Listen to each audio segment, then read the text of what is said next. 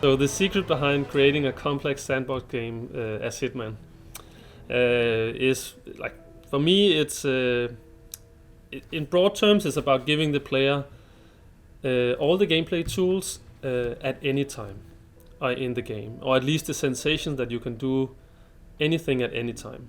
Obviously, in Hitman, you can't do anything at any time. You can't pick up an apple and eat it. I mean, that's not one of our features. But within the fantasy of being a Hitman, we give you a set of tools, and if you feel that you can use these and they're enough for you to use in any given situation, and you can approach all situations in different ways with these tools, it gives this sense of being able to do anything in this Hitman sandbox. That's of course from the game design perspective. That's also a big part in the level design of actually setting up all these scenarios so they both feel varied and actually support you using these different tools. So there's a good marriage between level and game design here, and as a game designer, I'm all about giving the player the tools at any time.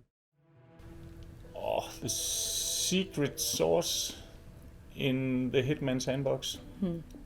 I think it's about like embracing the complexity and embracing the chaos sometimes as well. We often talk about the Hitman game as like it's almost like a living organism in many ways. Allowing it to sort of take over once in a while, like seeing the different systems play with each other or against each other, unfortunately sometimes. But that is, I think, what I find very fascinating about that game. And allowing that complexity and allowing that, or embracing that we cannot control everything.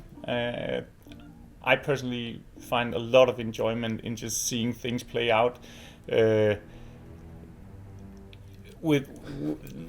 seeing at times seeing stuff that's like, okay, that was absolutely not planned.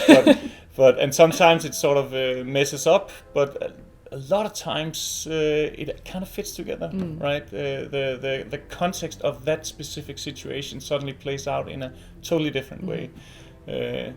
Because a certain animation plays, or because certain dialogue lines plays right at this... certain behaviors trigger at certain moments. And that's also the exciting thing, I think, about releasing Hitman games and levels as we have done for 6 years.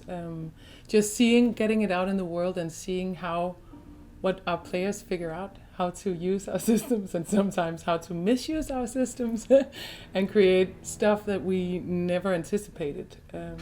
Like these beautiful moments of creativity.